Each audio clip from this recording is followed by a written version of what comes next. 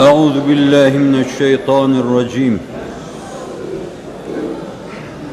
بسم الله الرحمن الرحيم.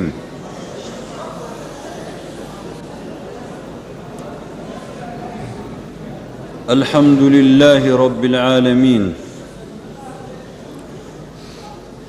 والصلاة والسلام على سيدنا وسندنا وشفيع ذنوبنا ومولانا سيد الأنام محمد صلى الله عليه وسلم،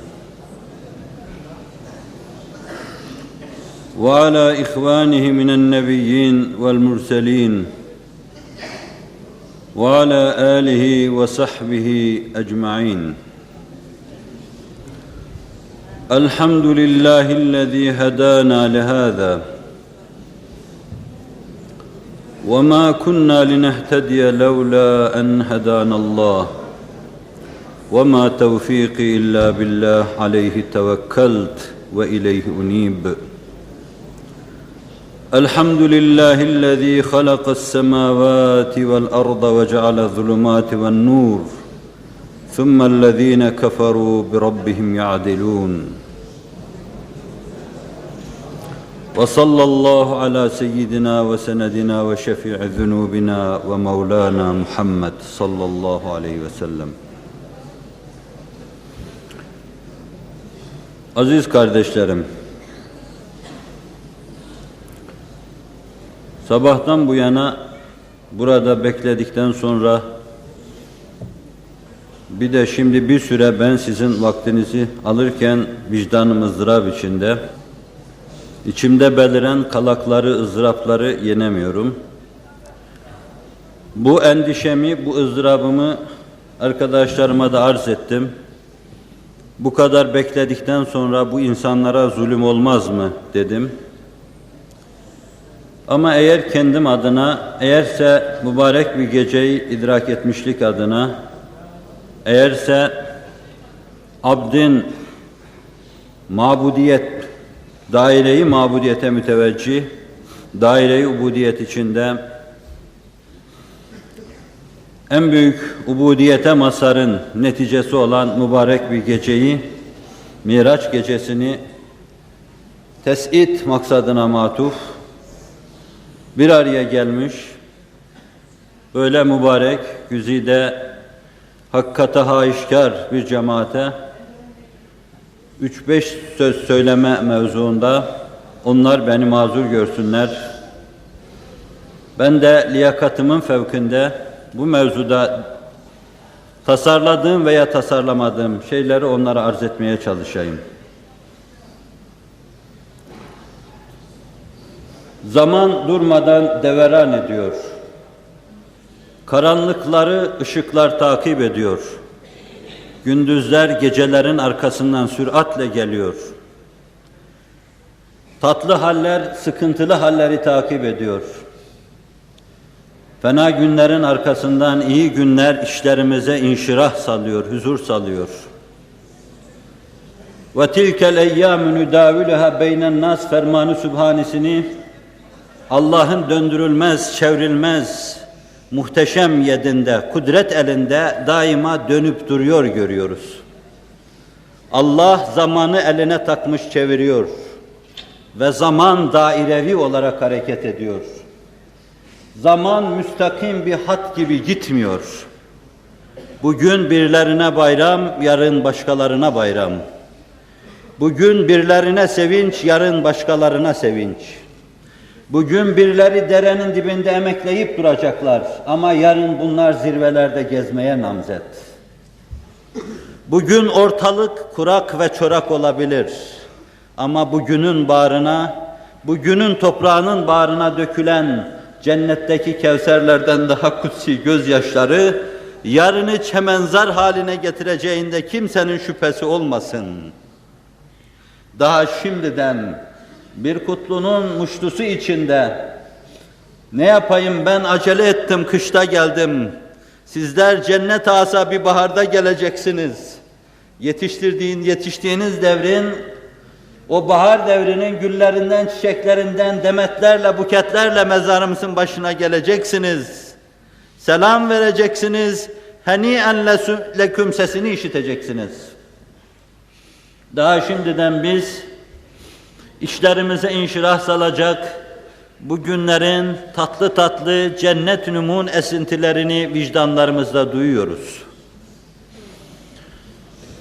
Böyle bir günü, böyle güzide ve hemen ekseriyeti itibariyle de geleceği omuzunda bayraklaştıracak muhteşem gençler topluluğu karşısında edaya keşke ben vazifeli kılınmasaydım. Böyle bir açılış ve Efendimiz sallallahu aleyhi ve sellem ubudiyet kaideleri üzerinde miraca irtika buyurduğu bir günü keşke söz söylemesini bilen bir söz sultanı ifade etseydi. İçimde çok şey duyarım, çok heyecanlanırım fakat içimdeki heyecanları dile getirmeye muktedir bir insan değilim. Ben o nameden müteheyyicim ki yoktur ihtimali terennümün. Ağlarım ağlatamam, söylerim dinleyemem, dili bağlı kalbimin bundan pek bizarım.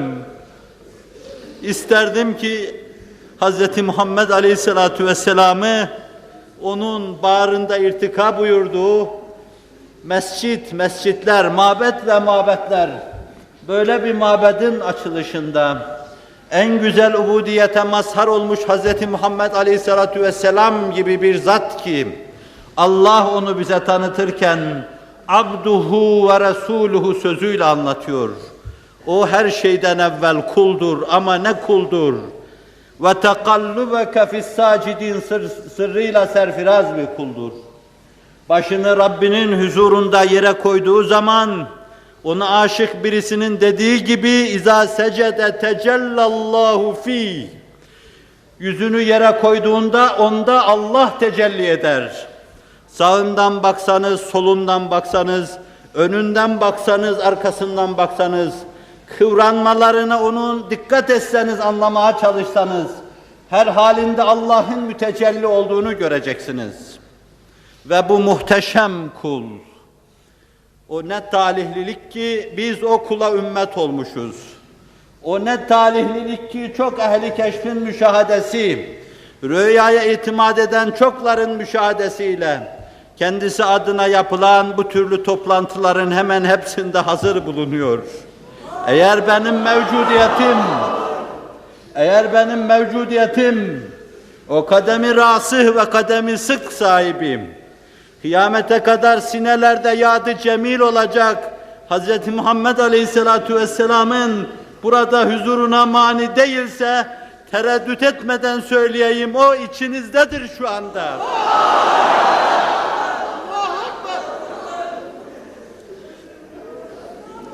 Zaman sinelerimizde onu eskitemedi. Hadiselerin cenderesinden 50 defa geçtik. Hadiseler onu pörsütemedi ve söndüremedi. 14 asır evvelkiler gibi hala sinelerimizde taze, hala sinelerimizde yeni. O kadar ki en mücriminiz ben.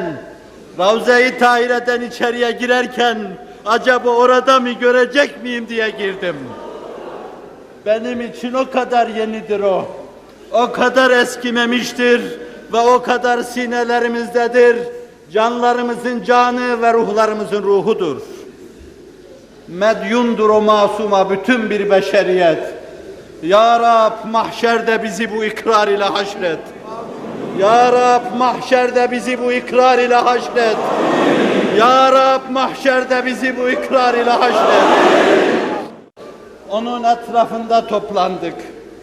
Ve ben böyle bir topluluğa gelirken katiyen biliyorum ki benim eda edeceğim şeyi benden çok iyi eda edecek arkadaşlar var.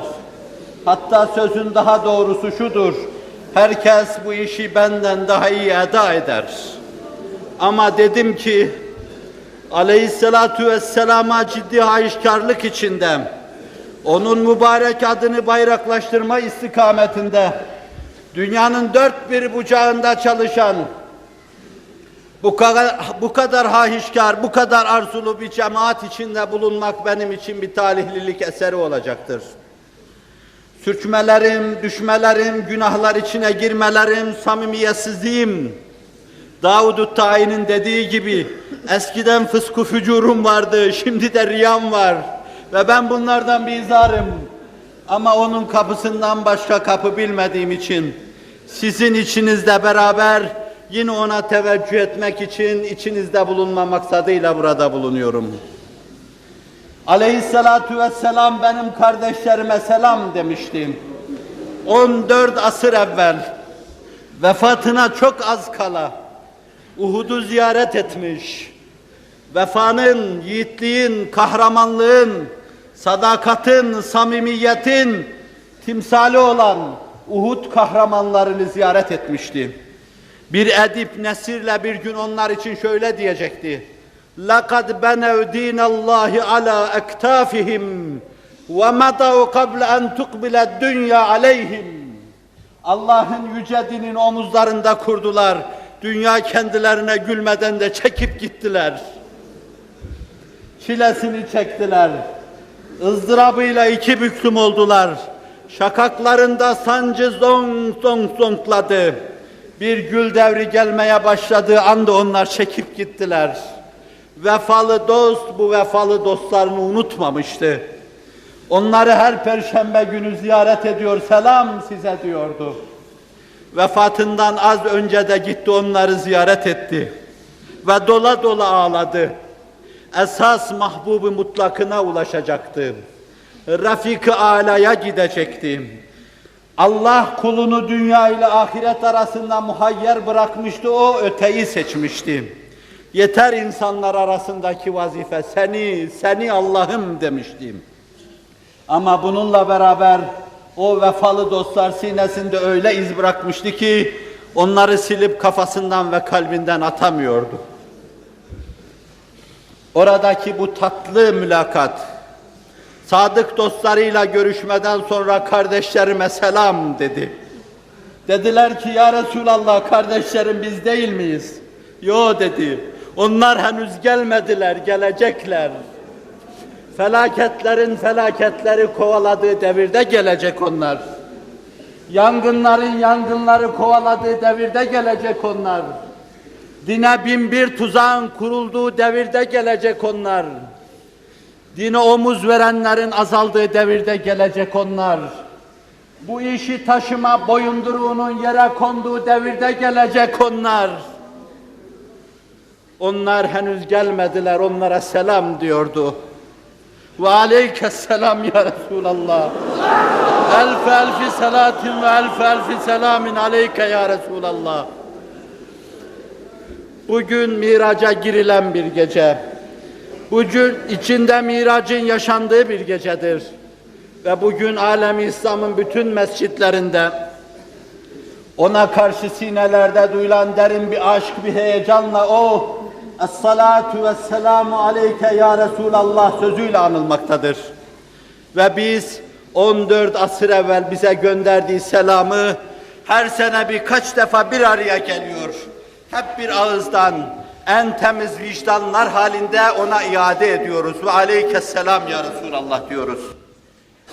Ve benim bütün cürmümle beraber sizin içinizde bulunmamın serencamesi de budur.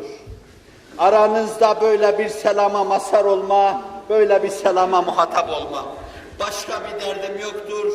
Yoksa hayatımın bakiyesini bir bakıma birinin dediği gibi inzivada yaşamak benim için daha zevkli ve daha lezzetliydi. Ama bir iştiyak, bir arzu gidermek de istedim. 5-6 sene var ki benim için bir hicran, bir hacir oldu. Hakikat gamzeden sineleri görmedim. Üzülmedim. Hakkımda verilen hüküm çok âli bir divanda verilmişti. Rabbimin mahkumu olduktan sonra üzülmemiştim. Resulullah'ın yolunda olduğu için üzülmemiştim. Size karşı hizmet zannettiğim meselelerden dolayı olduğu için üzülmemiştim. İçimde bunun teselli verici esintileri vardı ama bir ızdırabım, bir hicranım, yenemediğim bir elemim vardı ki sizi toptan göremiyordum.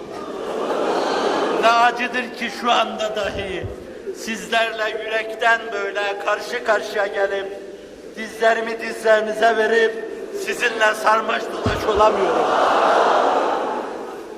Şu ağlamalı dünyada, her tablosu ayrı bir hicran olan şu dünyada, Nebilerin, sıddıkların ağlayıp geçtikleri şu dünyada, bu ağlamalar bir gülmeli hayatın tohumları mahiyetindedir.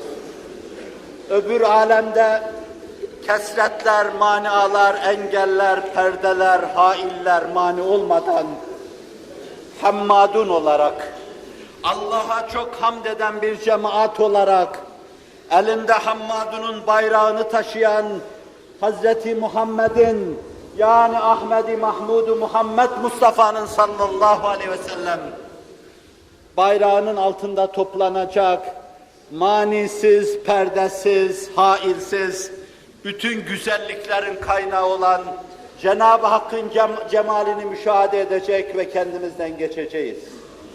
Bizim gerçek lezzet günümüz, zevk günümüz, iliklerimize kadar inşirah duyacağımız gün o gündür ve bugün sizin, benim, dünkülerin ve yarınkilerin katlanacağı her şey işte bunun içindir. Rabbim bu mevzudaki çırpınışlarımızı İhlas dairesinde edaya bizleri muvaffak kılsın.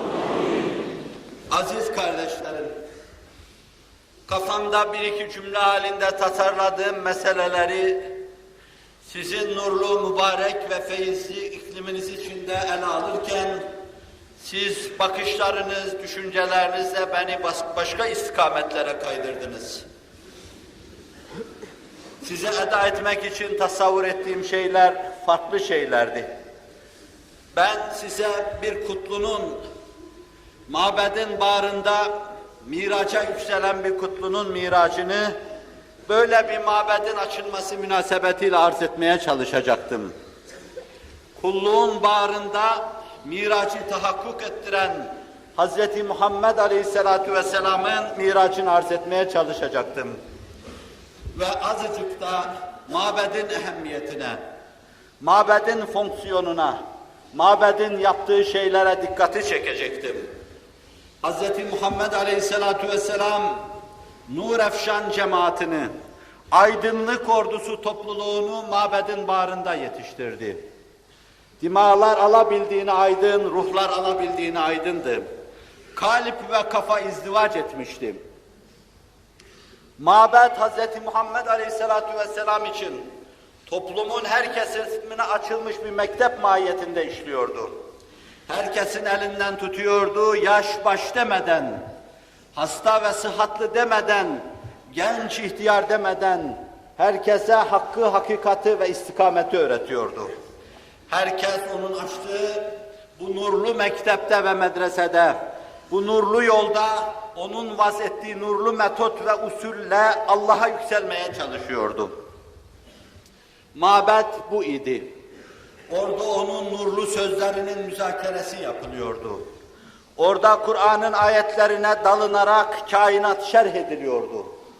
Orada Allah'ın kelam sıfatından gelen mübarek kelamı okunuyor, kudret ve iradeden gelen kainat, şeriat-ı fıtriye, ayat-ı tekviniye dediğimiz kainata ait eşya ve hadiselerin şerhi yapılıyordu.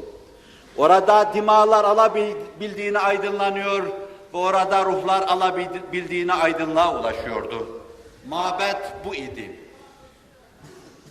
Daha küfür dönemi bütün şiddetiyle yaşadığı bir zamanda Hz. Muhammed Aleyhisselatü Vesselam miracını da yine mabedin bağrından yaptı. Yeryüzünde ilk defa yapılan ilk bina ve ilk mabetti. Ve Efendimiz sallallahu aleyhi ve sellemin hedeflerinin en mühimlerinden bir tanesi de bu mabedi fethetmek, elinin içine almak. Yerin göbeği olan Kabe'yi şirkin hapsinden, şirkin tahakkümünden, şirkin baskısından, şirkin onun hakkında koyduğu hacirden onu kurtarmaktı.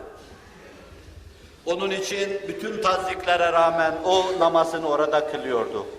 Her şeye rağmen orada kılıyordu. O orada namaz kılarken kıvranıyordu Kur'an'ın dediği gibi. Ve tekallubeke fis-sacidin. Allah senin secde edenler içinde kıvranıp durduğunu görmektedir diyor Kur'an-ı Kerim. Ve onu görenler onun Allah'la münasebetinden müteessir oluyor, koşan koşana onun etrafında nurdan bir hale meydana getiriyorlardı. O nübüvvet kürsüsüne oturmuş etrafa nurlar saçıyordu. Adeta bir aydı, bir kamerdi ve etrafı da bir hale teşekkül etmişti. Nabi'nin beyanı içinde değildir, hale çıkmış cami içre kürsi-i vaza, güruhi encümenur ayetin tefsir eder mehtap. Allah'ın kainatın sinesine serptiği nur ayetini, Allah'la aydınlanan, kainatın çehresine Allah'ın serptiği nur ayetini etrafındaki haleye şerh ve izah ediyordu. Ve bu hale genişliyordu. Ve 20. asra gelinceye kadar her şeye rağmen 1 milyar Müslümana ulaşacaktı Müslümanların sayısı. Şu kadar camiye ulaşacaktı. Her şeye rağmen diyorum, her şeye rağmen çok önemlidir. Zira alemi İslam bir istihale geçirdi. Batı'da peşi peşine cereyan eden bir kısım inkılapların şokuyla alemi İslam değişik istihalelere maruz kaldı. Her faziletin, her hayrın, her yümnün, her terakkinin, her ilerlemenin Batı'dan geleceği kanaatine saplandı. Özüne ait her şeyi atan bir sürü insan görülmeye başladı. Ve bu istihaleler 1 asır, 2 asır sürdü. O kadar ki alemi İslam'da İslami topluluk kendine ait bütün kıstasları, bütün kriterleri bir tarafa bıraktı. Tamamen Batı kıstas ve Batı kriterlerine göre hareket etmeye başladı. O bir sanayi inkılabı yapmıştı. Arkadan ayrı bir teknolojik inkılap gelecektir. Arkadan ayrı atom adına bir şey olacaktır. Bir feza devri açılacaktır. Derken elektronik bir devir açılacaktır. Ve Batı şok üstüne şok yapıyor alemi İslam'a, alemi İslam'ı kendinden uzaklaştırıyordu. Bu asırlarca sürdü. Ve biz çoğumuz itibariyle hala bu şokun tesirinden kurtulamadık. Çoğumuz itibariyle diyorum, sizi tenzih ediyorum. Zira temiz sinelerden hiçbir güç, hiçbir kuvvet onu silemedi. Kur'an'ı silemedi, Hazreti Muhammed'i silemedi, Allah'ı silemedi Celle Celaluhu. Ve ben bütün bunları nazar itibara alarak her şeye rağmen diyorum. Bugüne kadar devam etti geldi. Eğer haysiyetli bir İslam dünyası olsaydı, Batı'yla hesaplaşabilecek bir İslam dünyası olsaydı, tekniğiyle at başı gidecek bir İslam dünyası olsaydı, fevç fevç İslamiyete dehaletler görecektiniz. Morris Bukayların yerinde cemaatler görecektiniz. Kustoların yerinde cemaatler görecektiniz. Yusuf İslamların yerinde cemaatler görecektiniz. Ciddi bir hahiş içinde يَدْخُلُونَ ف۪ي د۪ينِ اللّٰهِ اَفْفَاجَ sırrının zuhuruna şahit olacaktınız. İslam o idi. Ve yeni yeni taassubunu bırakan, kilisenin taassubunun kırılmasıyla taassubu bırakan Batılı, Kur'an'ı tetkik lüzumunu duymaya başladı. Ama ne var ki dünden bugüne o bizi iflah etmedi, aman vermedi. Musallat daima yumruğu başımızın üzerinde bizi ezdi, daima ezdi, daima tahakkümünü üzerimizde devam ettirdi. Biz kendimize gelemedik, toparlanamadık. Fakat bütün bunlara rağmen gördüğünüz gibi onun için bu camide bu kadar insan toplandığı gibi alemi İslam'ın neresine gitseniz aynı hahişi, aynı arzuyu göreceksiniz. Sabahtan bu yana bana arkadaşlarım dediler ki sabah namazını kıldık geldik, cami dolu gibiydi. Ne arıyorlardı bu insanlar? Neyin peşindeydiler? Ben bunu bir şahsa, bir hasrete bağlayamam. Bu işin arkasında Hz. Muhammed Aleyhisselatü Vesselam vardı. Ben itizar mahiyetinde mukaddimemde bir cümle söyledim. Siz bu kadar sıkıldıktan sonra bir de ben sizi sıkmayayım. Ama vicdanlarınıza inildiği zaman zannediyorum hiçbir vicdanda sıkıntının zerresine şahit olunmayacaktır. Çünkü siz Hz. Muhammed Aleyhisselatü Vesselam'ı arıyorsunuz. Tıpkı Sümeyra gibi oğlunun cenazesinin yanından geçerken, babasının cenazesinin yanından geçerken Uhud'da, kardeşinin cenazesinin yanından geçerken, dikkatler o cenazelerin üzerine çevrilmesine rağmen o mafu ile bir Resulillah diyordu.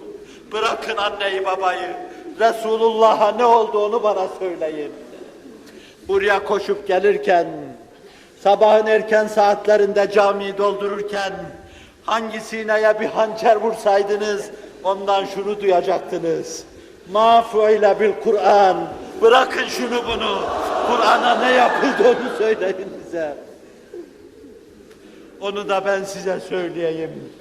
Zaman ihtiyarladıkça Kur'an gençleşiyor. Müslümanlar şoklarını arkaya bırakıyor ve bir yepyeni bir Kur'an devri başlıyor. Kur'an'ı gördüm, Kur'an'ı duydum, Kur'an'a gönlümü verdim ve kurtuldum diyen insanların sayısı pek çoktur. Binlerceyi, yüz binlerceyi aşmıştır. Binaenaleyh bu cemaat buraya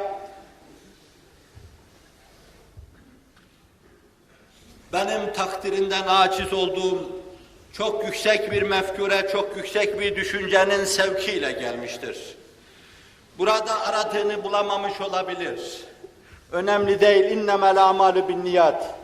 Ameller niyetlere göredir. Zannediyorum her bir arkadaşımız buradan çıkarken Efendimiz'e olan hahişinin mükafatını, Allah'la olan irtibatının mükafatını, Kur'an'a karşı olan saygısının mükafatını dağarcığına koyup böyle çıkmış olacaktır. Kimse boş çıktığı zehabına kapılmasın. Ben bu kadar hahişkar bir cemaat içine girerken inanın utandım biraz. Ama cürmümü söylemedim. Söyleyip de sizi kaçırmada fayda mülahaza etmedim. Siz bir hahiş ishar ettiniz. Kendi kendime şöyle dedim. Biliyorum ki bunlar beni Hazreti Muhammed Aleyhisselatü Vesselam'ın kapısının sadık bir köpeği sayarak onun için yapıyorlar bunu. Ben bu mevzuda o sadakati gerektiği gibi ishar edemedim. Hayatım boyunca ishar edemedim. Ama bir şeyim var, daima onu söyledim. Dedim ki ya Resulallah, koyunlarımızı bekleyen bir köpeğimiz vardı. Koyunlarımıza karşı sadakatinden dolayı hiçbir gün onun ekmeğini, ayranını, aşını ihmal etmemiştim. Ara sıra sarılır onu okşardım. Ya Resulallah, bana nasıl bakarsan bak, senden başka, senin kapından başka kapı bilmedim. Sadakat ve vefa nedir onu bilmedim ama başkasını da tanımadım. Gözlerimin içine başka hayalin girmesine razı olmadım. Seni unuttuğum anlar en ızdıraplı anlarım oldu. İşte böyle bir sadık köpeğin, bağışlayın, havhavlarına koşup geldiyseniz şayet, büyük bir velinin beyanı içinde meseleye aydınlık getireyim. Diyor ki efendim, Hazret diyor, Medine'de bağışlayın uyuzlu köpekler var. Peygamberin köyünün kokusunu sürünüp gezen, o köpeklere karşı dahi savrulan bu hakaret karşısında, kalbi atom zerratı adedince parçalanan hak dostu yerinden fırlıyor ve sus diyor. Peygamberin köyünün kokusunu sürünüp gezen o köpeklere dahi ben kurban olayım. Ahd-ı peymanımız budur. Ona verdiğimiz söz budur. Gözümüzü açtık, onu tanıdık. Onunla her şeyi tanıdık. Onunla Allah'ı ve Kur'an'ı tanıdık. Onunla kainatın manasını tanıdık. Ve onunla işlerimiz inşiraha erdi. Kalplerimiz itminana kavuştu. Her şeyi ona borçluyuz. Binaenaleyh çok defa gölgeler arkasında yürüyen sizler, çok defa fani şahısların fani olmalarına işlerinizi bina eden sizler, ben biliyorum ki siz bütün bu gölgelerin önünde, bütün bu gölgelerin mihrabında, bütün bu gölgelerin minberinde nazarınızda tek şey vardır. O da Hazreti Muhammed Mustafa sallallahu aleyhi ve sellem. Siz bugün onu sormak için geldiniz. مَا فُعِلَ بِرَسُولِ اللّٰهِ مَا فُعِلَ بِالْقُرْآنِ Resulullah bizim kalbimize göre nerede ve Kur'an bizim kalbimize göre nerede? Yıllar öncesi ben bu meseleyi kürsüye, cemaatimin karşısına getirirken El-Kur'anu fi vadin hum fi vadin diyordum ve sonra da iki büklüm oluyordum. Kur'an bir vadide, onlar bir vadide diyor ve iki büklüm oluyordum. Estağfirullah ya Rabbi, estağfirullah ya Rabbi, estağfirullah ya Rabbi. Kur'an'a bu kadar yürekten dilbeste olmuş bir cemaati görünce o gün yanılmış olabilirim. Fakat o yanıldığımı ancak bugün anlıyorum. Meğer ne tohumlar saçılmış toprağın bağrına. Meğer nerede ne şehsuvarlar gelişiyormuş. Meğer ne küheylanlar koşuya ve yarışa hazırlanıyormuş. Meğer ne kahramanlar kasabı sebkı elde etmek için bir suvari gibi atını araştırıyormuş. Ve bugün bunların yüzlercesini, binlercesini gördükçe inşirah içinde istikbale ümitle bakıyor. Avazımız çıksa bütün dünyaya duyurmak istiyoruz. Ümit var olunuz. Şu istikbal inkılabatı içinde en yüksek ve gür sada Kur'an'ın sadası olacaktır. Daha batıda şimdiden duyulmaya başlamıştır. Ciddi kalemler, büyük düşünürler, muhteşem mütefekkirler Kur'an'ın etrafında yazıp çizmeye başlamışlardır. Bir gül devrine doğru yeniden gidilmeye başlamıştır. Azizlerden aziz olan bu millet, 9 asır tevhidin bayraktarlığını yapan bu millet, şu andaki her haliyle, mektebinden Kur'an kursuna, mabedinden âli tahsil yapılan mektebine kadar, âli mektebine kadar, her yanıyla, her yöresiyle, geleceğe çok değişik şekilde hazırlanmakta ve istikbale çok değişik bir zaviyeden bakmaktadır.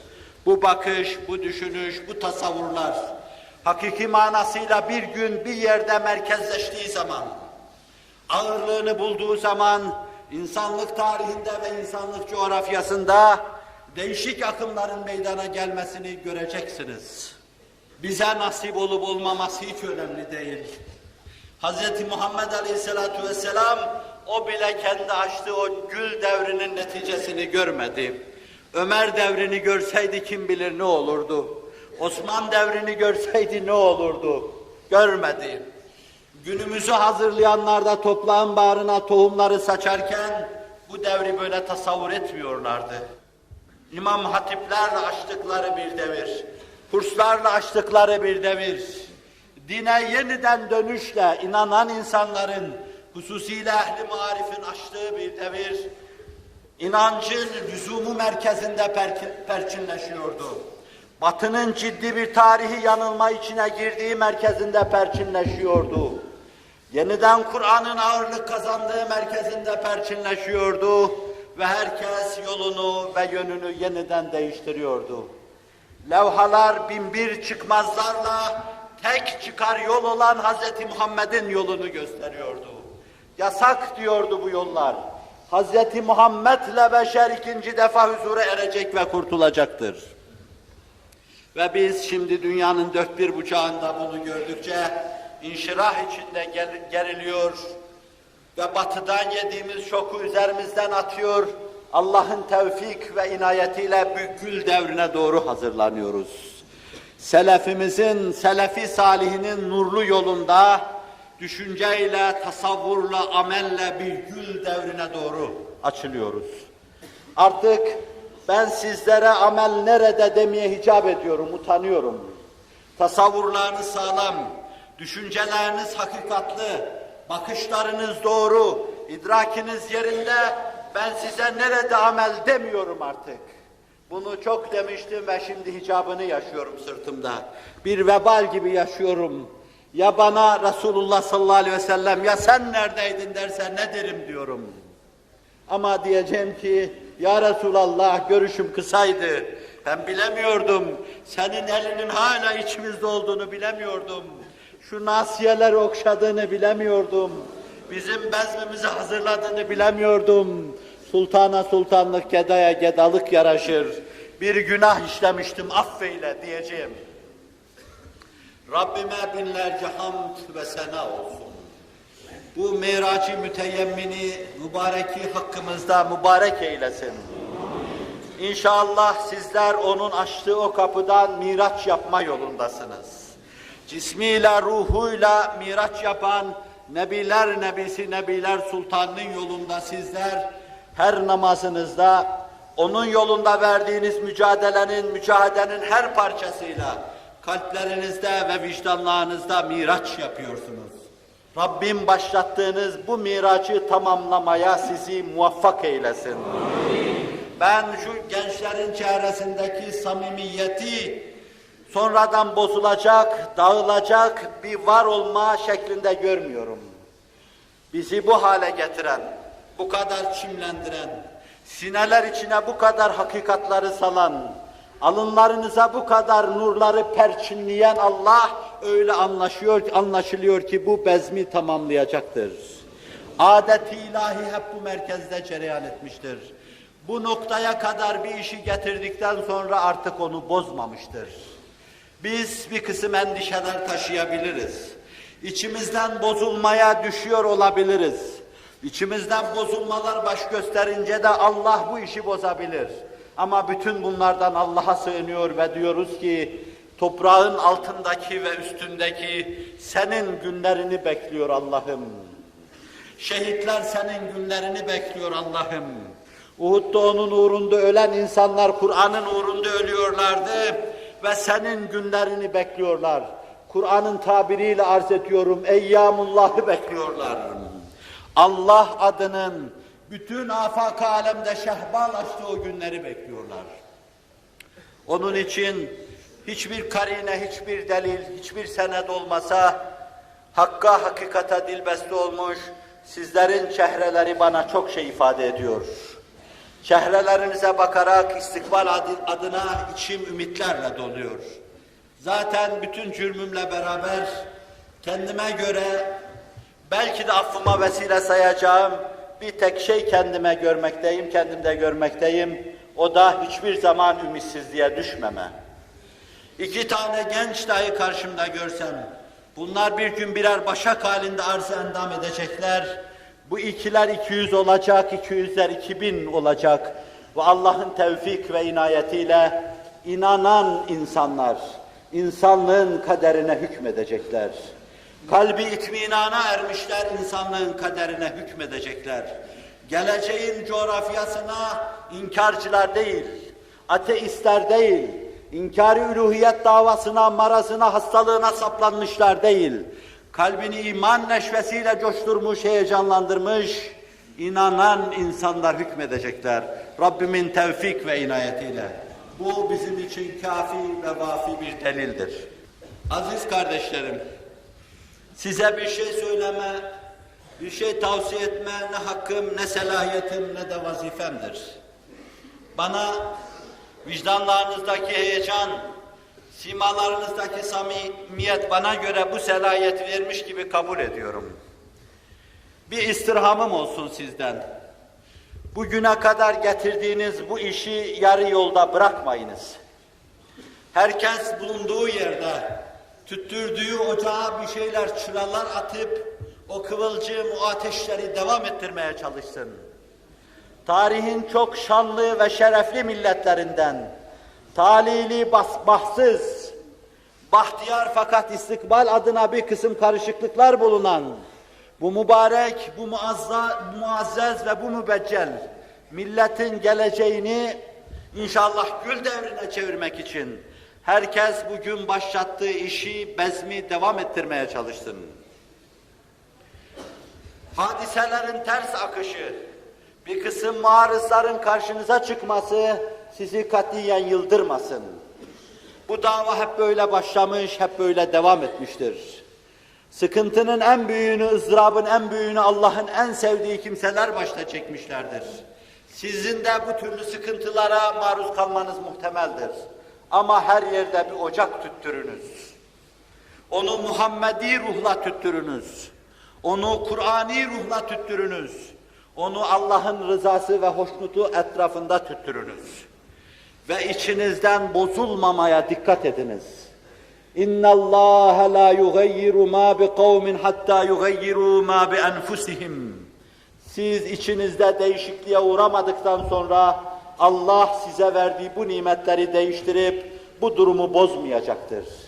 İçten bozulmamaya çalışınız. Dünya maksadınız olmasın. Fani ve zail şeylere dilbeste olmayınız. Allah en büyük hedefiniz olsun. Hz. Muhammed'in hoşnutluğu gayeniz olsun. Ölüm en tatlı ümniye ve idealiniz olsun. Allah yolunda ölüm en tatlı ümniye ve idealiniz olsun. Ve bu mevzuda durmadan yürüyünüz. Dünyanın tozuna, toprağına eteklerinizi bulaştırmayınız. Sadece bu millet için, bu vatan için, onun insanın kalbinin iman heyecanlarıyla coşması için hizmet edin. Ve bu mevzuda yılmayın. Birlerinizi Allah bin edecektir. Unutmayınız, böyle yapmakla siz peygamberlik davasında peygamberlerin yolunda gidiyorsunuz. Hiçbir veli, hiçbir postnişin, hiçbir mağaranişin, hiçbir hak dostu siz bu hizmeti, bu aşk, bu heyecan ve bu ihlasla devam ettirdiğiniz sürece sizin topuğunuza ulaşamayacaktır. Siz ayrı bir kuşakta, ayrı bir kutupta bir başka velayeti temsil ediyorsunuz. Siz bize yeniden bir sahabi veliliğinden mesajlar getiriyorsunuz. Siz sahabi veliliğini temsil ediyorsunuz. Onda çok fazla heyecan yoktur. Onda keşifler ve kerametler yoktur. Onda vecitler ve istigraklar yoktur. Onda müşahadeler yoktur. Fakat bütün bu yokluklar içinde onda Allah'ın hoşnutluğu vardır. Onda Resulullah'ın memnuniyeti vardır. Biraz evvel arz ettiğim Aleyhisselatu vesselam'ın selamını düşününüz. Bir kere daha içinizden ona temenna durunuz. İki büklüm olunuz ve aleykesselam ya Resulallah deyiniz.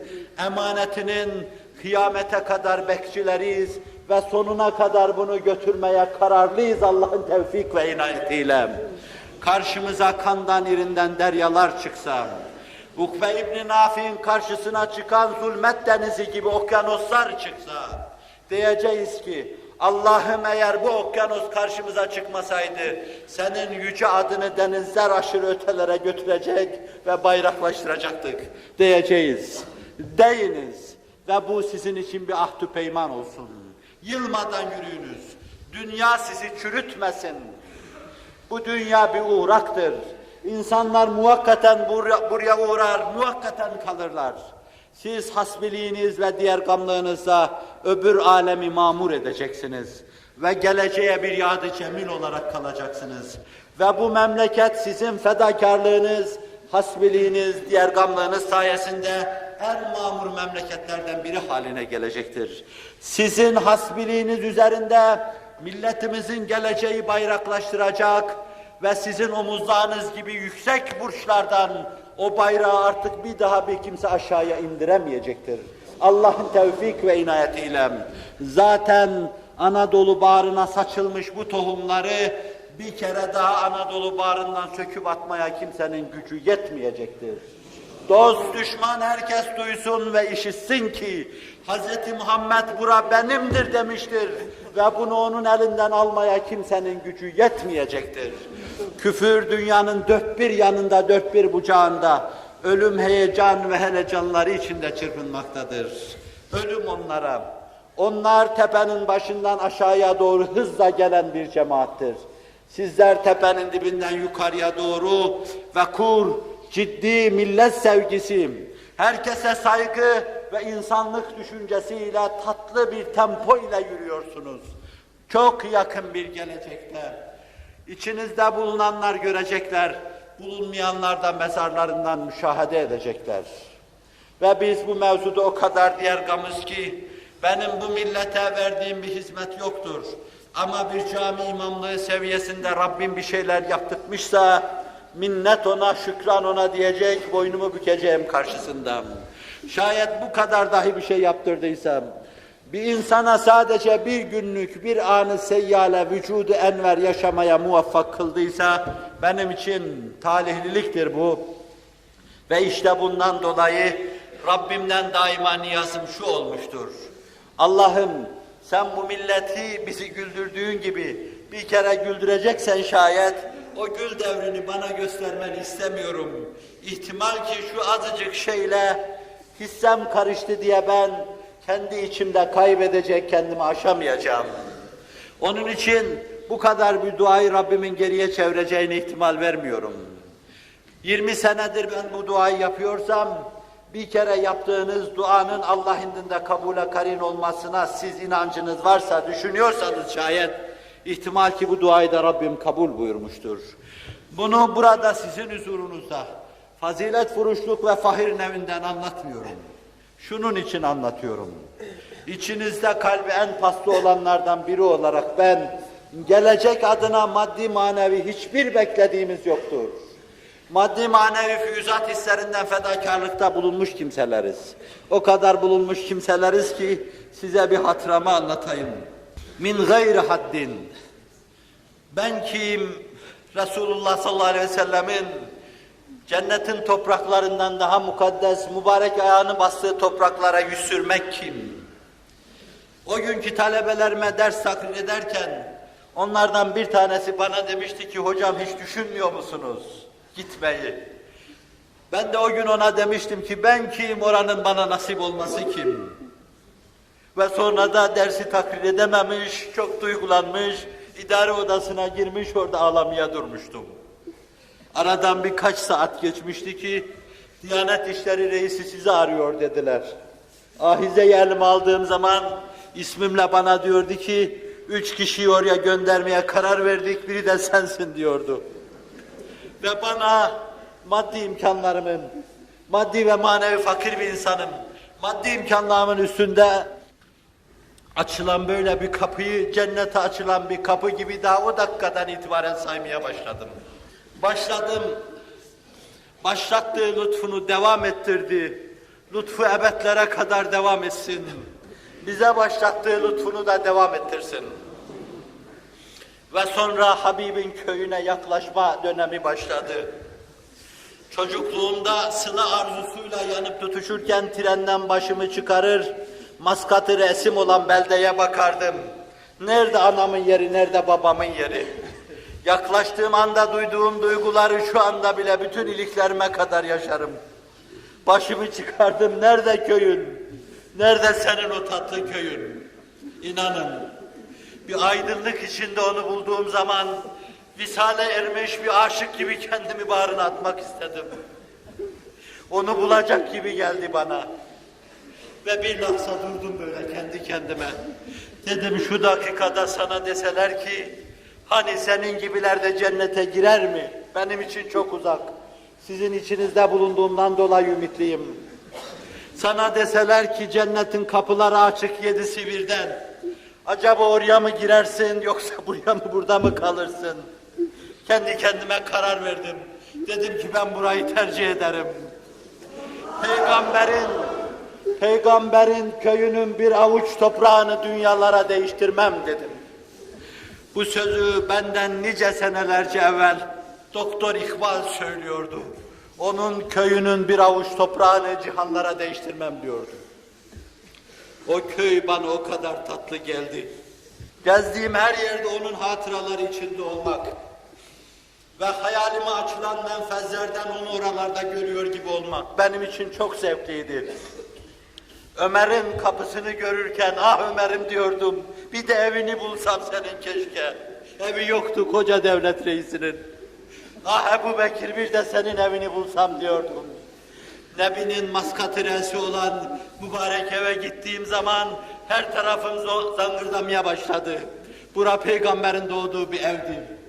Her şey canlı hatıralarla onu anlatıyordu.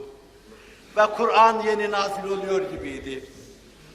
Ama ona verdiğimiz sadakat sözü içinde o alem bana gel, kal demesine rağmen, eteklerinden tutmasına rağmen, gitme seni dünyaya bağlayan neyin var demesine rağmen, ben sizin içinize döndüm. Zira onun bu mevzuda bize karşı, size karşı civan merdane bir tavrı vardı ki ona sadakatta devam etmemiz lazımdı. O bugün, tarihte şu kadar 1000 küsür sene evvel, 1400 küsür sene evvel işte bugün miraca çıkmıştı. Ruhuyla ve cismiyle miracı Allah çıkarmıştı. Huriler perdedarlık yapmıştı. Melekler onun önünde saf saf durmuşlardı. Siz şu mücrim kardeşinizi görmek için durduğunuzun ötesinde, melekler onun cemali bah kemalini görmek için, Muhammed'i esintilere şahit olmak için perdedarlık yapıyorlardı. Yıldızlar kaldırım taşı gibi atının ayaklarının altına diziliyordu. Yarım hilal o gün atının ayaklarının altında bir nal gibi olmuştu. O soluk soluğa koşuyordu ve bir noktaya varmıştı ki Cibril ona yürü top senin, çevkan senin diyordu. Bugün ben bir adım ileriye atarsam mahvolurum diyordum. Bu göz kamaştırıcı alemleri perde perde açtı. Ayakların basılacağı yerleri geçti, bir bambaşka aleme ulaştı. Gazi Yasin tabiriyle mekanım la mekan oldu. Bu cismi cümle can oldu. Nazarı hak ayağın oldu. Özüm mestilika gördüm, sırrına mazhar oldum. Allah'ım ayağımı nereye basayım, boşluktayım. Kendi ayağını kendi ayağın üzerine bas denmişti. İmkanla vücub arası bir noktaya ulaşmıştır. Hz. Muhammed bir beşerdi, Allah değildi. Velakin Buseyri'nin dediği gibi leyse kel beşeri, beşer gibi değildi. Bir başka olmuştu. Melekler çok geride kalmışlardı. Hele Rabbin cemalini görmüştü ki binlerce sene cennet hayatı bir tek dakika rü'yeti cemaline mukabil gelmeyen bir cemaldi bu. Müminler onu görecekler. Aliül Kari'nin dediği gibi فَيَنْسَوْنَ النَّعِيمَ اِذَا رَأَوْهَا فَيَا خُسْرَانَ اَهْلَ الْاَعْتِزَالِ. Görünce de cennetin nimetlerini unutacaklar. Bu görmeye ve görüşmeye inanmayanlara veil olsun. İşte bütün bunları gördüm. Cenneti bütün güzellikleriyle müşahede ettim. Sonra onu orada kal deselerdi o yine dönecekti. Görmesi onu oraya bağlamamıştı. Cennetin güzelliğine hahiş isar etmişti ama fakat orada ikamet etmeye niyet etmemiştim. Çünkü o çoktan ikamet edeceği yeri seçmişti. İkamet edeceği yer bizim sinelerimizdi. Fani yerde belki ızdırap görecekti. Belki yine başına taşlar atılacaktı. Belki toprak saçılacaktı. Belki geçtiği yerlere tükürükler atılacaktı.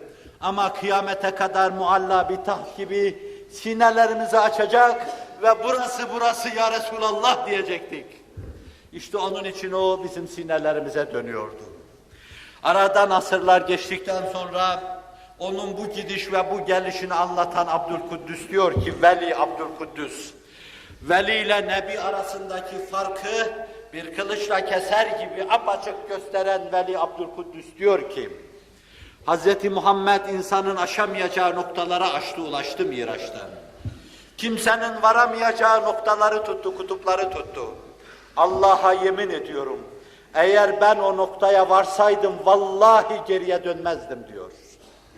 Hz. Muhammed Aleyhisselatü Vesselam sizin ve bizim için geriye dönmüştü. Orada duyup doyduğu şeyleri bize getirmek için, kendisine takdim edilen turfanda cennet ziyafet sofralarından bize de bir şeyler ulaştırmak için, namaz miracıyla aynı noktada bizi de yükseltmek için içimize dönmüştü. Ve bu duygu oradan buraya dönmemize vesile olmuştu. Sizin içinizde yaşayacaktık. Başkaları da aynı şeyleri yapacaktı. Çünkü haddi zatında zaten orada kalmaya bizim yüzümüz yoktu. Din burada Uhud görmüş gibi bir hal yaşarken, onun ruhu burada Uhud görmüş gibi bir hal yaşarken, bizim oralarda dolaşmamız, hedeften uzaklaşmamız, mevziyi terk etmemiz demekti. Onun için mücrimi de, sizler gibi inşallah mümini, mukini de başka yerde değil, boyunduruğun yere konduğu burada işe devam edecek, başlattığı bu işi sonuna kadar götürmeye çalışacaktır. Rabbim bir manada miraç olan iman ve Kur'an'a hizmetinizi sonuna kadar devam ettirmeye sizleri muvaffak eylesin. Hz. Muhammed Aleyhisselatü Vesselam'a verdiğiniz ahd-ı peyman sözünde muhalefetten sizi muhafaza buyursun. Köylanlar gibi şaha kalkıp bu işi daha hızlıca götürme mümkün olduğu şöyle bir dönemde, şöyle bir devirde Rabbim dizlerimize derman, yüreklerimize fer versin, iradelerimizi kamçılasın ve bizi bu istikamette coştursun. Siz de ellerinizi kaldırır, buna amin dersiniz. Elhamdülillahi Rabbil alemin. Elhamdülillahillezî halakaz-zulumâti ven-nur. Halakas-semâvâti vel-ard ve ceale'z-zulumâti ven-nur. Elhamdülillahillezî hedâna lihâzâ ve mâ kunnâ linehtediye levlâ en hedânallâh. Subhanallahi ve bihamdihi subhanallahil azim. Rabbi la uhsi thanan aleyk kema ethneyte ala nefsik. Azze caruk ve celle thanâuk ve la yuhzemu cunduk ve la yuhlefu va'duk ve la ilahe gayruk. Ve sallallahu ala seyyidina ve senedina ve şefi'i zunubina ve mevlana Muhammedin sallallahu aleyhi ve sellem. Ezdem-i subh-i ezel, tabi kıyam-ı arasat, berseru pâyi dilarâ-i Muhammed salavat, sallallahu aleyhi ve sellem. Huvel habibullezî turca şefaatuhu, likulli havlin minel ehvâli muktehimi. Mevlâye salli ve sellim dâimen ebedâ, alâ habibike hayril halki kullihimi. Ve sallallahu aleyhi ve ala alihi ve evladihi ve ezvacihi ve ashabihi ve etbahi ve ahfadihi ve alel hadirin amin ya erhamer rahimin ya zel celali vel ikram ya ilahel alemin. Mübarek Miraç münasebetiyle ve Habibi Edibinin miraca yükselmesinde mühim bir basamak, mühim bir kademe olan yeni açılan bir mabedin bağrında sana kulluk adına kalkan eller arasında mücrim ellerimi kaldırarak yıllardan beri sana böyle bir cemaat içinde içimi şerh etmemiş, dertlerimi dökememiştim. Hele bu arada üst üste dertler içimi sardıkça, tamamen bunaldıkça bunaldım. Yer yer belki inkisara düştüm. Böyle bir cemaat karşısında riya duygusu ve düşüncesi içinde çıkmayı istemezdim ama artık canıma tak demiş ve bir boşalma arzusu beni buraya kadar getirmişti. Ya ilahel alemin ve ya ekremel ekremin, benim riyalarımdan dolayı, gösterişlerimden dolayı sana samimiyetle kalkan elleri mahrum ve hizdan içinde bırakmam. Sana teveccüh eden ve kalkan eller arasında mücrim ellerimi de kaldırıyorum. Ve senin Habibi Edibine olan bir vaadine güvenerek, bana da lütuf ve keremde bulunacağına inanarak, sana tadarru ve niyazda bulunmak istiyorum. Samimiler arasında, iki samimi arasında 100 tane mücrimin duasını kabul buyuracağını sen vaat ediyorsun. Hum kavmun la yuşka celisuhum diyorsun. Onlar öyle bir cemaattir ki işlerinde talihsiz insanlar yaşamazlar.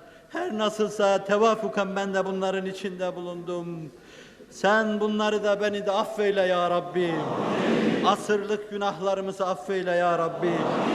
Ya Rabbi bir devran başlattın. Bir bezim açtın. Bu işin perdedarı, mihmandarı olarak Hz. Muhammed Aleyhisselatü Vesselam'ı gönderdin. Bu devranın içine girdik. Bu bezmi yavaş yavaş ruhumuzda duymaya çalıştık ve duyuyoruz. Hz. Muhammed Aleyhisselatü Vesselam'ın üfül üfül kokusunu başlarımızın üzerinde hissediyor ve duyuyoruz. Sen başlattığın bu devri sonuna kadar ikmale ve itmama bizleri muvaffak eyle ya Rabbi. Ya ilahel alemin, üzerimizde senelerin ızdırabı vardır. Senelerce ahu enin ettik, senelerce ağladık. Kerbela'da ağlayanların ağlaması yanımızda çok az kalır. Sinelerimizde Yakub'un ahu efkanı vardır ya Rabbi, biliyorsun. Sinelerimizde Hazreti Hüseyin'in kadri efkanı vardır ya Rabbi, biliyorsun. Ve bunları yaparken, bunu düşünürken ya Rabbi senin Kur'an'ın için, senin yad-ı cemilin için, Habibin için yaptık. Başka bir düşüncemiz, başka bir gayemiz yoktu. İnansalar da böyleydi, inanmasalar da böyleydi. Seni düşünmek ve seni anmakla mamur olan gönüllerimizi bu duygu ve bu düşünceyle sonuna kadar mamur eyle ya Rabbim. Habibi Edib'ini açtığın Miraç kapısıyla kalplerimizde bizleri de Miraç yapmaya muvaffak eyle ya Rabbim. Çoklarımız itibariyle ya Rabbi, mescidi mescit manasından, mabedi mabet manasından, ibadeti ibadet manasından çıkardık. İbadet yapıyoruz diye folklor yapmaya başladık. İbadet kendi manasını kaybetti. Böylece mabut da sinelerde unutuldu. O mabuda götüren Abdülaziz olan Hz. Muhammed de unutuldu. Biz yeniden bir bezim açılsın istiyoruz. Sinelere kor atılsın istiyoruz. Seni andığımız zaman kalpler duracak hale gelsin istiyoruz. Biz buna liyakatımız olmasa bile senin engin rahmetine sığınarak bunu senden istiyoruz. Bunu bizlere lütfeyle ya Rabbi. Amin. Görüyorsun ya Rabbi, servet saman istemiyoruz. Bu milleti istiyoruz. Bu millet seni bulsun, senin yolunda olsun. Sineleri imanla dolsun. Bunu istiyoruz ya Rabbi. Afak-ı alemde şehbal açsın. Ruh-u revani Muhammed'i sallallahu aleyhi ve sellem şehbal açsın, yüzsün. Bunu istiyoruz ya Rabbi. İstediğimiz bu şeylerde bizleri haip ve hasir eyleme ya Rabbi. Amin. Ya ilahel alemin ve ya ekremel ekremin. Sen bir sultansın. Bizler defaatla düşüp kalkan mücrimleriz. Bir türlü günahdan bıkmıyor ve usanmıyoruz. Belki 50 defa nedamet ediyor ama 50 defa yine aynı günahlar içine girip çıkıyoruz. 50 defa aynı hataları tekrar ediyoruz. Baskı üstüne günah işliyoruz. Ama senin bir sözüne dayanıyor ve itimat ediyoruz. Diyorsun ki, günah işlese Rabbi firli dese ben mağfiret ederim. Bir daha etse yine ben mağfiret ederim. Bir daha etse yine mağfiret ederim. Bu sözü nerede kestiğini bilmiyorum. Nerede kestiğini bilmediğim için sonuna kadar günah işlesem, sonuna kadar bizleri mağfiret edeceğin inancını taşıyorum. Bizleri mağfiret eyle ya Rabbi. Amin. Habibi edibin hürmetine ya Rabbi. Sana senin mabudiyetine göre kulluğum yoktur ama, sana senin mabudiyetine göre kulluğumuz yoktur ama, senden başkasına bu alınlar secde etmedi ya Rabbi. Bel kırıp boyun bükmedi ya Rabbi. Serfuru etmedi ya Rabbi. Secdelerimize bizleri bağışla ya Rabbi. Ya ilahel alemin, ya ekremel ekremin. Birkaç asırdır semalarımız şimşek nedir bilmiyor. Birkaç asırdır üst üste birbirini takip eden gecelerimiz şafak nedir bilmiyor, öyle geçtim. Ve biz her gelen kervanda Yusuf'un gömleğini sorup durduk. Her gelen kervanda senden mesajlar araştırıp durduk yani. Her gelen kervanda Hz. Muhammed ruhunu araştırıp durduk ya Rabbi. Eğer bundan sonra bizi şu ihsan ettiğin şeyleri ikmal etmek suretiyle hedefe, son noktaya ulaştırmazsan, ben burada bütün aczım, fakrım ve tercüman olduğum şu anda muzdarip sineler adına burada bir kere daha tekrar edeyim. Kitabetle tekrar ettiğim gibi, hitabetle tekrar ettiğim gibi gayri dizlerimizde derman kalmadı ya Rabbi. Engin lütfunla, sonsuz kudretinle, fevkalade iradenle, baş döndürücü meşiyetinle hadiselere bir başka akış lütfeyle ya Rabbi. Suları yukarıya doğru akıtmaya muktedirsin sen ya Rabbi. Kışta bahar yaratmaya muktedirsin ya Rabbi. Cehennem içinde berdü selam yaratmaya muktedirsin ya Rabbi. İbrahim'e berdü selam ihsan eylediğin gibi bizlere berdü selam ihsan eyle ya Rabbi. Biliyorum ki şu tertemiz sinelerin, şu tertemiz şehrelerin, şu anda sineleri senin aşkın ve sana inançla dolu olarak el kaldıran gençlerin çehrelerine baktığın zaman, onların bu mevzuda sana karşı samimiyetlerini sen de bir tarafa bırakmayacaksın. Çünkü seni öyle bildik, öyle tanıdık. Sen kendini tanıtırken dedin ki, İnne rahmeti sebekate la gadabi. Benim rahmetim gazabımın önünde gider daima. Senin gazabın önünde giden o rahmetine sığınıyoruz. Bizleri merhametine mazhar eyle ya Rabbi. Gayri daha fazla ağlatma ya Rabbi. Gayri daha fazla ağlatma ya Rabbi. Ya Erhamer Rahimin.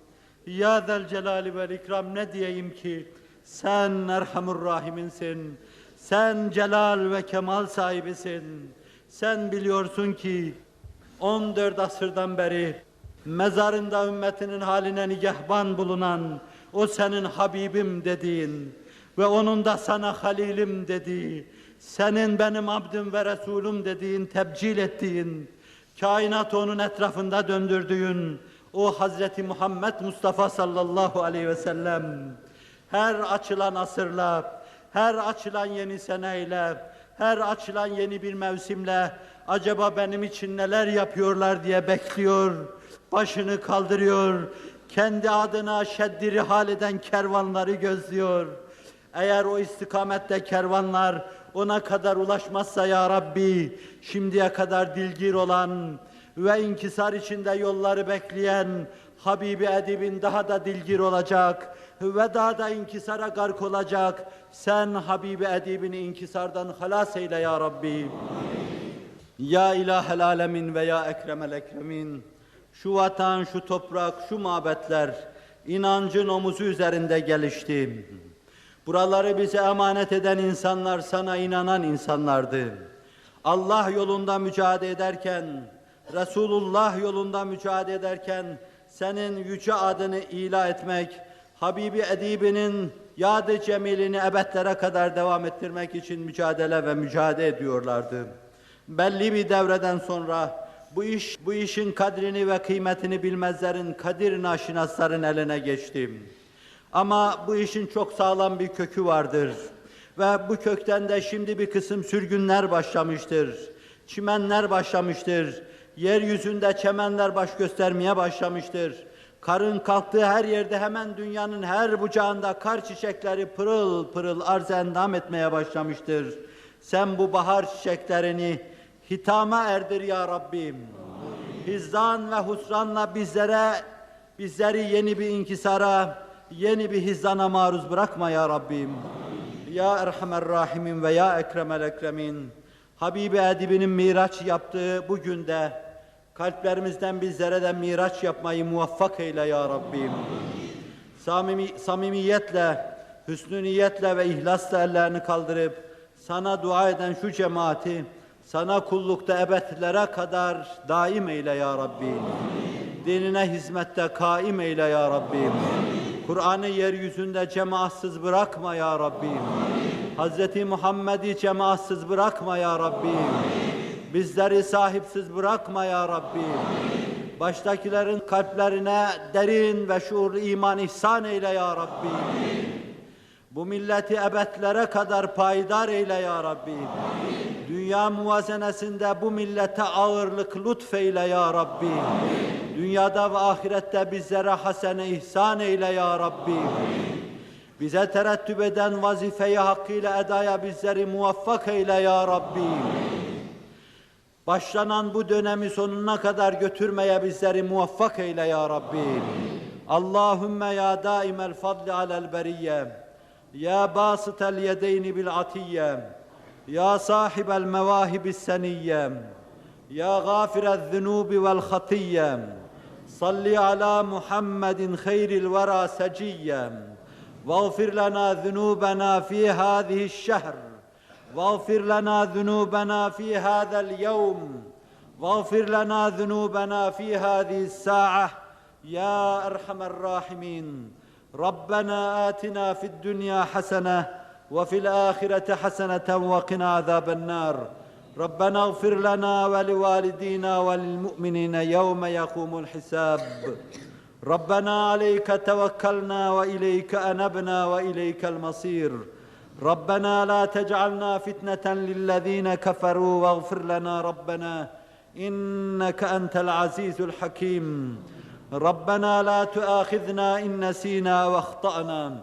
ربنا ولا تحمل علينا إصرا كما حملته على الذين من قبلنا ربنا ولا تحملنا ما لا طاقة لنا به واعف عنا واغفر لنا وارحمنا أنت مولانا فانصرنا على القوم الكافرين فانصرنا على القوم الكافرين فانصرنا على القوم الكافرين وكأي من نبي قاتل معه ربيون كثير فما وهنوا لما أصابهم في سبيل الله وما ضعفوا وما استكانوا والله يحب الصابرين وما كان قولهم إلا أن قالوا ربنا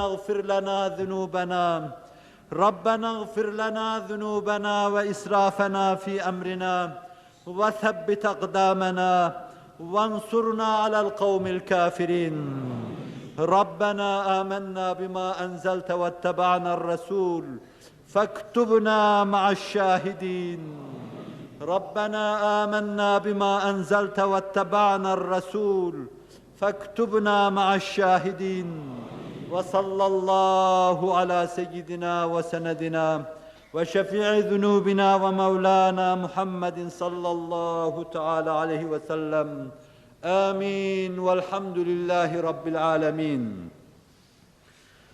Aziz kardeşlerim, Cenab-ı Hak bu caminin açılmasını mübarek eylesin, hizmete muvaffak kılsın. Mirac-ı Nebevi hepiniz hakkında müteyemmin ve mübarek eylesin. Sinelerinizdeki aşkı sizi iman ve Kur'an hizmetine sevk edecek şekilde coşkun eylesin. Dertten şakaklarınız doklasın ve sineleriniz imana ve Kur'an'a hizmet aşkıyla yansın, tutuşsun. Hepinizi Allah birer kor haline getirsin. Düştüğünüz her yerde bir meşale haline gelin. Ve orayı aydınlatın. Miraç hürmetine bu böyle olsun inşallah. İstirhamımı tekrar edeyim. Kimseye küsmeyin, darılmayın. Dövene elsiz, Yunus'un diliyle sövene dilsiz ve şayet hakaret ederlerse gönülsüz olarak yolunuza devam ediniz. Engebeler karşınıza çıkabilir. Kemtalih kimseler engelleyebilir. Şomağızlar kötü şeyler söyleyebilir. Önemi yoktur. Biz maddi manevi füyüzat hislerinden fedakarlıkta bulunmuş kimseler, gözümüzde ne cennet sevdası ne de cehennem korkusu, milletin imanını selamette görme arzusuyla yanıp tutuşan kimseleriz. Bu vaziyetimizde cehennemin alevleri içine koysalar, biz o ızdırabı duymayacağız. Ama milletin imanı tehlikede olursa, cehennemin içinde yanmaya razı olduğumuzu da itiraf ediyoruz. İlan ediyoruz, bütün dünya duysun. Maddi manevi hiçbir isteğimiz yoktur. Sizin bu mevzuda bu işe ahdü peymanınız olsun. Maddi manevi hiçbir şeye talip olmayınız. Sadece Allah'ı isteyiniz. Sadece Resulullah'ı isteyiniz ve onlara muhtaç gönüllerin o duygu ve o düşünceyle mamur olması için elinizden gelen şeyleri yapmaya çalışınız. Ben sizin huzurunuzda hissiyatınıza tercüman olarak sizin namınıza Allah'a ve Resulullah'a söz vermiş olayım. Ya İlahel Alemin, sana bir kere daha söz veriyoruz. Senin yolunda gidecek, senin yolunda hizmet edecek ve bu ahdü peymandan ayrılmayacağız. Peygamberinin elini sıkıp Akabe'de ona söz verenler gibi malımız, canımız, her şeyimiz gidecek. Ama sinelerde sen yoksan şayet buna hiç üzülmeyeceğiz. Senin yokluğuna üzüleceğiz. Gönüllerimizde Allah yoksa işte ona üzüleceğiz. Bunun dışında hiçbir şeye üzülmeyecek ve hiçbir tasaya kapılmayacağız. Bu evvel ve ahir ahdü peymanımızdır. Varsın mülhit bunu anlamasın. Varsın küfür yobazı bunu anlamasın. Varsın inkara sapanlar bunu anlamasın. Varsın müminleri bir şaki gibi adım adım takip eden bunu anlamasın. Ben biliyorum ki bir gün inşallah Allah bu vatanın ve bu milletin bütün fertlerine bu hakikatları vicdanına duyuracak, kapalı gözleri ve kalpleri açacak, hakikati ayan beyan görecek, ettiklerine bin pişman olacaklar. Ve o güne kadar karşınıza çıkan şeyler sizi sindirmesin ve yıldırmasın. Hak kervanı yol almış gidiyor. Her vadide bin bir geda nida ediyor. Ve Allah bu nidaları dinliyor. Karıncanın sesine cevap veren, mikrobun avazını duyan, Allah bu sesleri duyuyor, cevap vermemesi mümkün değildir. Ödûni estecib lekum. İsteyin beni vereyim size. Allah isteniyor, Resulullah isteniyor ve bu duaya icabet edilecektir. Diri etmeyin, ümitsizliğe düşmeyin. Yeis mani her kemaldir. Sineleriniz ümitle coşsun, imana ve Kur'an'a hizmette küheylan gibi koşunuz. Rabbim bu lütuftan sizleri göz açıp kapayıncaya kadar dahi mahrum eylemesin. Amin. Yar ve yardımcınız olsun. Amin. Ben ne kadar istiyordum günahlarımın dökülmesi için sizlerle sarmaş dolaş olayım teker teker. Ama takdir edersiniz, bu kadar insanı böyle bir külfete sokmak hem zaman alacak, saatler alacak, hem de benim zaten ölümle kucak kucağa, burun buruna, zavallı ve sefil ruhumun bu kadar şeyi taşımaya takati yoktur. Bağışlarsanız, sizin nur saçıp, nur döküp bıraktığınız yerlerden, aralarınızdan, hakikat gamzeden çehrelerinize bakarak, geçip kendi gideceğim yere geçip gideyim. Bana bu kadar lütufta bulunduğunuz, simalarınızı bana endam aynası gibi arz ettiğiniz için Rabbim namına sizlere teşekkür ederim. Ben böyle bir şeye dilbeste ve teşne idim. Rabbim sizlerle benim bu rüyamı tahakkuk ettirdi. Bu cami açılacak ve bir miraç olacakmış. Ben de bu mevzuda sizlerin hissiyatınıza tercüman olmak için buraya konuşma maksadıyla itildim. Liyakatım olmamasına rağmen böyle bir şey itmedim, irdemedim. Çıktım, kulak tırmalayıcı şey ettiysem, sizi rahatsız edecek söz söylediysem şayet, Rabbimin affına sığınır, sizden de özür dilerim. Rabbim bu kadar kusurum içinde bunu da bağışlasın. Allah hepinizden ebeden razı olsun.